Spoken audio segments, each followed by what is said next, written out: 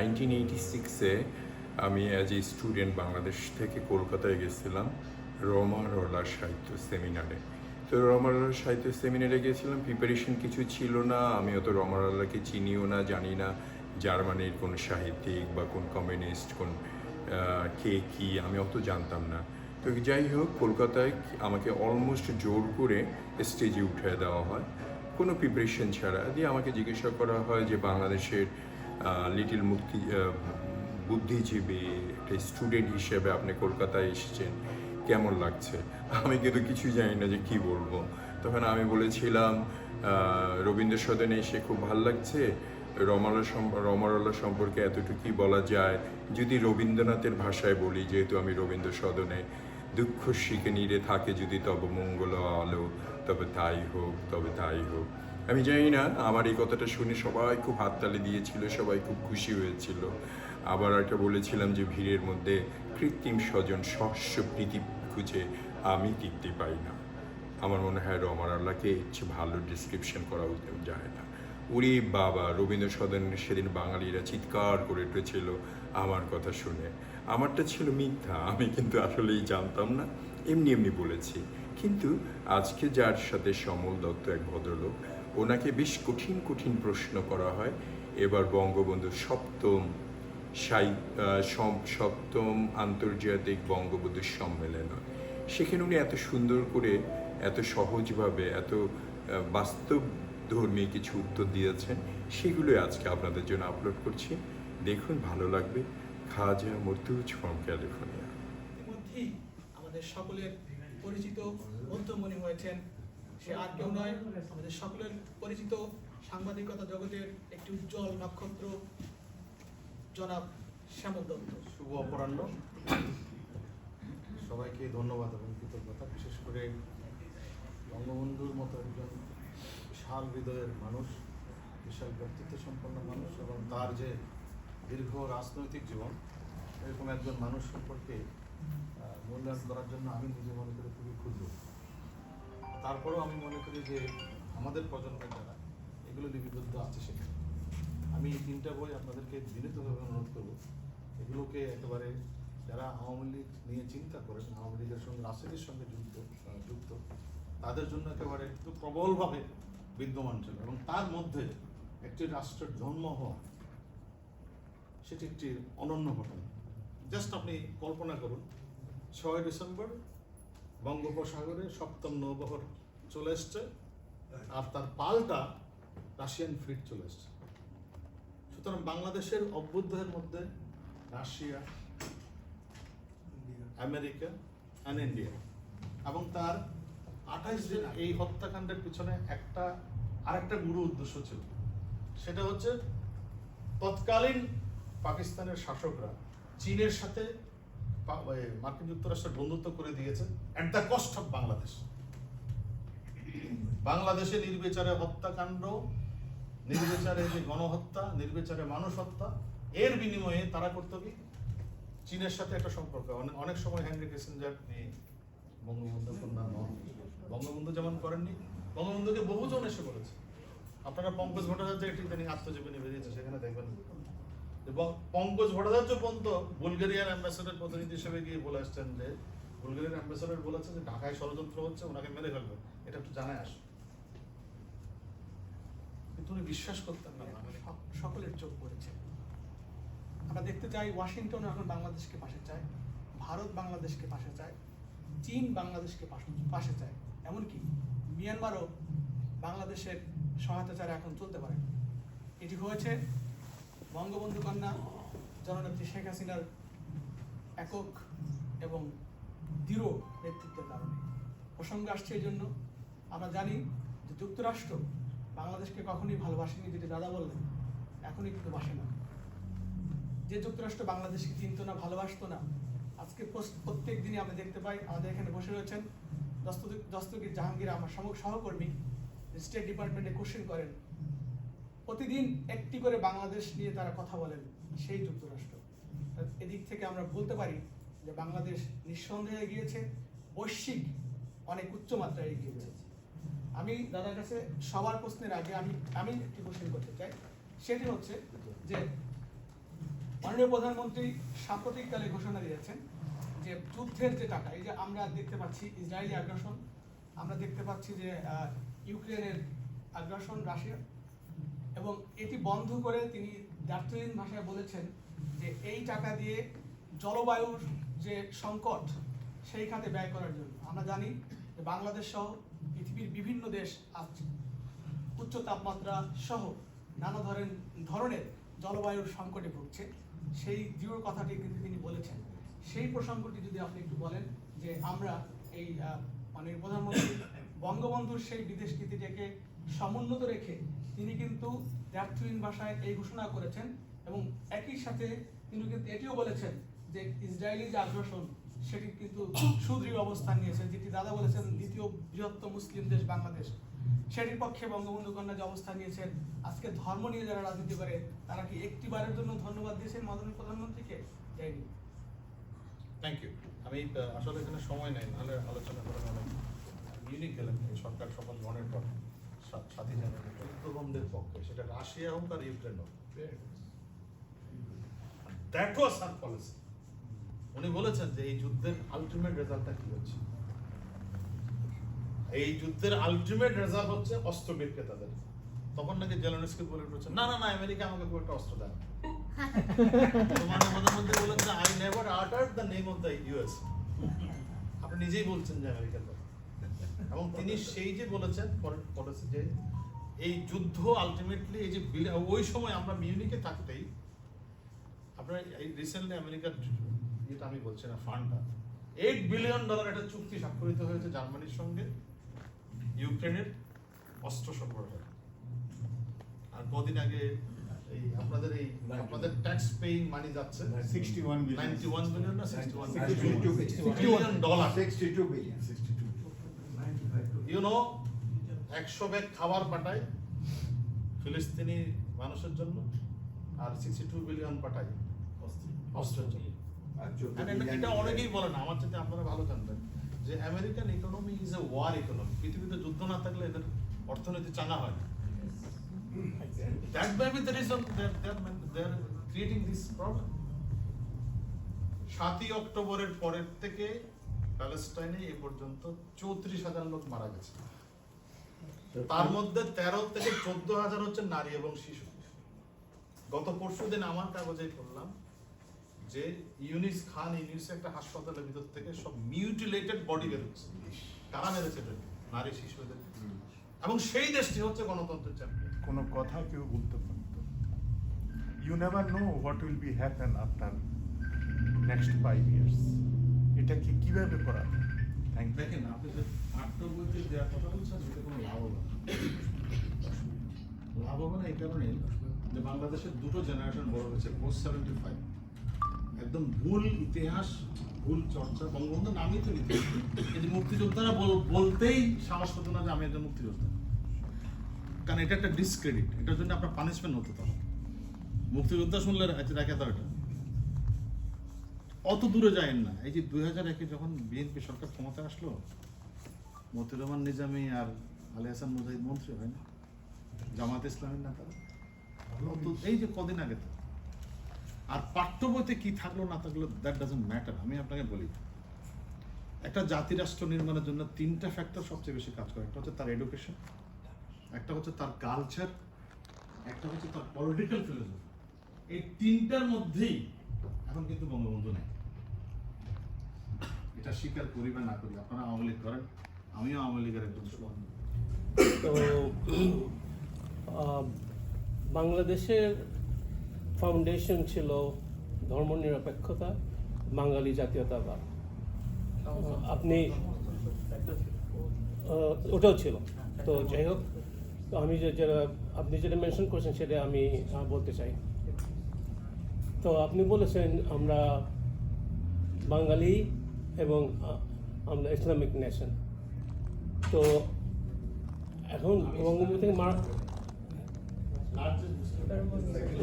ওকে, কিন্তু বাংলাদেশ কনস্টিটিউশন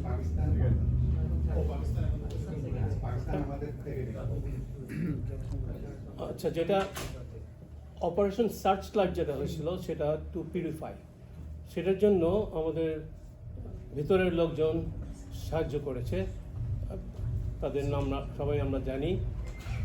তো তারপরে আপনার যে বঙ্গবন্ধু যে এই যে ধর্মনিরপেক্ষতা দেশটা করতে চেয়েছিলেন, এটার মধ্যে কি যারা ওই পাকিস্তানের স্যাটেলাইটের যে ইন্টেনশন ছিল সেইটার পরিপ্রেক্ষিতে তারা সাহায্য করেছে আমাদের ভিতর থেকে? না, এটাই ছিল তার জন্য প্রধান কারণ। এবং দেখবেন ওই সময় পরবর্তী সময়ে যারা যারা এই প্রক্রিয়ার সাথে ইনভলভ ছিল, Indira Gandhi was killed, Zulfikar Ali Bhutto was hanged and Bangabandhu was assassinated.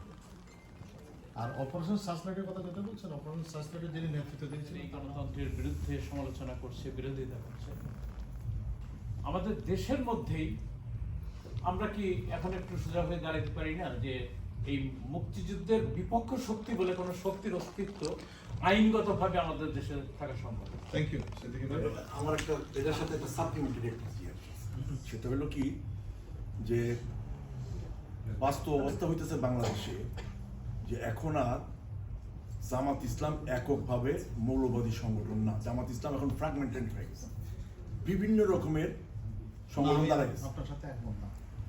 আচ্ছা, না না, আমি বলতে চাচ্ছি যে একমাত্র জামাত ইসলামই ইসলামের সংগঠন করে না, এখন অনেকগুলি সংগঠন এসে গেছে। 1975 সালের বাংলাদেশের ঢাকা শহরের মসজিদ আর 2024 সালের ঢাকা শহরের মসজিদ কিন্তু এক না।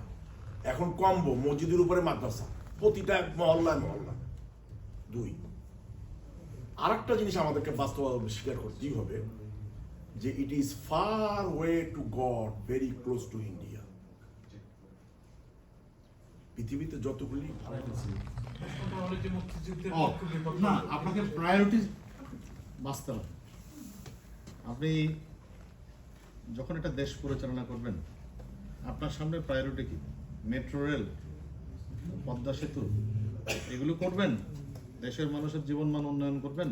না আপনি যে বলতেছেন যে এরকম একটা চিন্তা থেকে রাষ্ট্রকে সাজানোর চিন্তা করবেন, তখন আপনার আমাদের কাছে অনেক গুরুত্বপূর্ণ হয়ে যায়। যেমন আপনারা হঠাৎ করে খেয়াল করবেন যে যুদ্ধাপরাধের বিচারটা থেমে গেল কেন?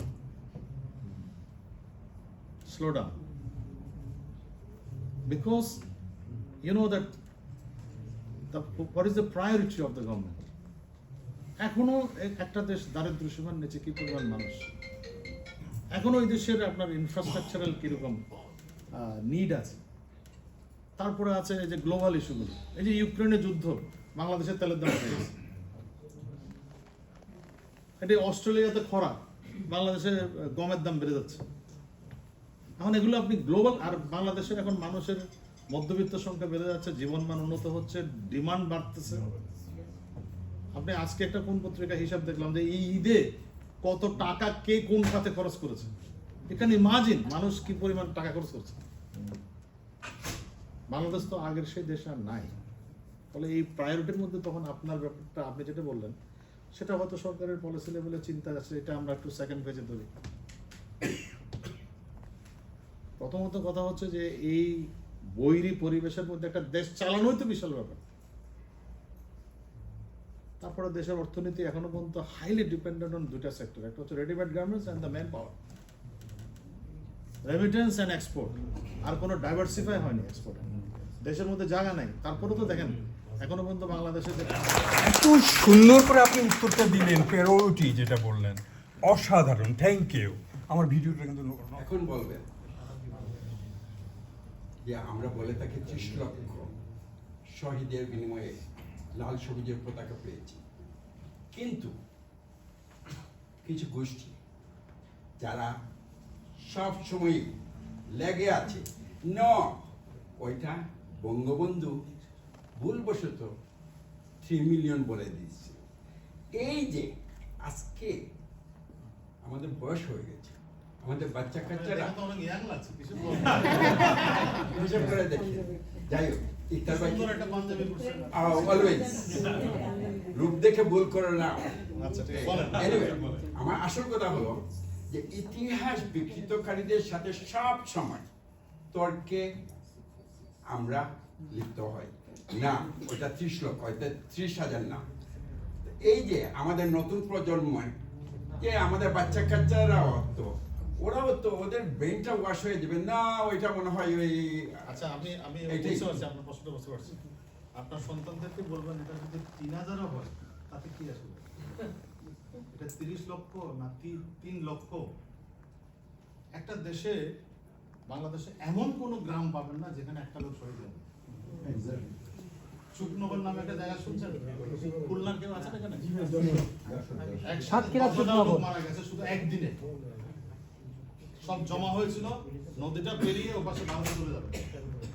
সকালবেলা এসে ব্রাশ ফায়ার করতে করতে করতে করতে এক জায়গাতে করতে করতে আরেক জায়গায় 10,000 people died in one place। আর বাংলাদেশের কোথায় কে মারা গেছে? এই যে অপারেশন সানসাইডে রাত্রেবেলা যে সমস্ত বস্তি মারতে মারতে গেছে, কে হিসাব রাখছে? 30 লাখের মধ্যে আছে এটা না নাই?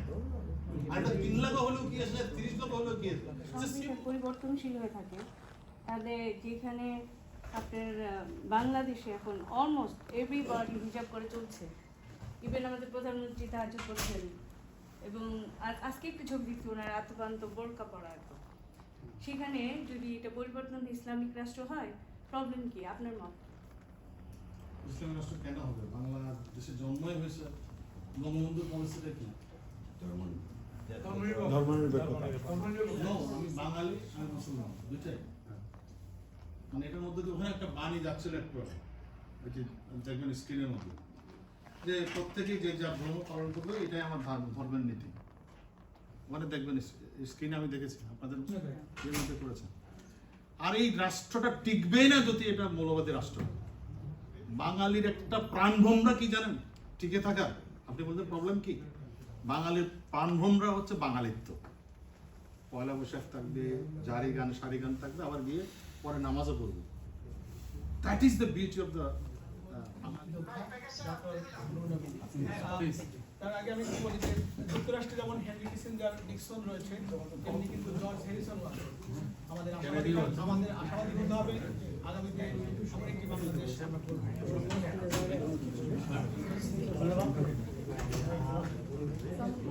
সাবানদা উল্লেখ করেছেন যে এত মানুষ এখানে, তার কারণ হলো যুক্তরাষ্ট্র বঙ্গবন্ধু পরিষদ এমন একজন স্পিকারকে ঠিক করেছে যার কথা শোনার জন্য আসছে। এবং আমাদের এই অনুষ্ঠানে আপনাদের মতো লোক আসছে বলেই আমরা আশাবাদী যে বঙ্গবন্ধুর নেতৃত্বে আমরা বঙ্গবন্ধুর স্বপ্ন আদর্শ প্রচার করব, বাস্তবায়িত করব, নতুন প্রজন্মকে শিক্ষিত করতে পারবো, এই আশা নিয়ে আমরা। বাংলাদেশের পলিটিক্সে তারা যে র্যাব ফাইট করতেছে সন্ত্রাসের বিরুদ্ধে, যে সরকার ফাইট করছে শেখ হাসিনা সরকার এই সন্ত্রাসের বিরুদ্ধে, তাদের ফরেন পলিসি গত ইলেকশনের 6 মাস আগ পর্যন্ত ছিল কিভাবে শেখ হাসিনাকে ক্ষমতা আসতে বাধা দেওয়া যায় আর কিভাবে জামাত বিএনপি ক্ষমতা আনা যায়। তাদের অ্যাম্বাসেডার মনে হচ্ছিল সে জামাত এবং বিএনপির স্পোক্স পার্সন, যেভাবে সে কথাবার্তা, ডিপ্লোম্যাটিক সব নর্ম ভেঙে। তো কাজেই আমরা যেটা বলতে চাচ্ছি, গতকালকে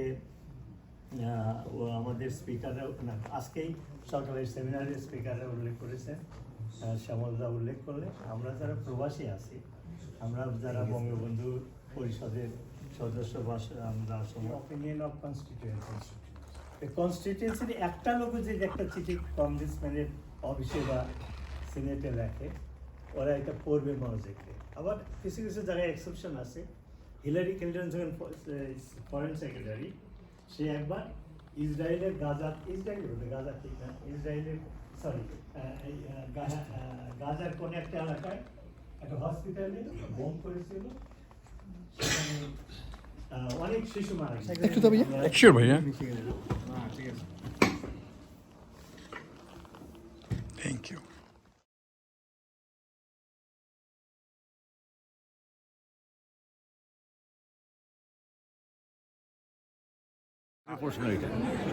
সবার প্রশ্ন, খুব জটিল প্রশ্ন, কিন্তু উত্তরটা এত সোজা, এটাই আমি বলতে চাইছিলাম।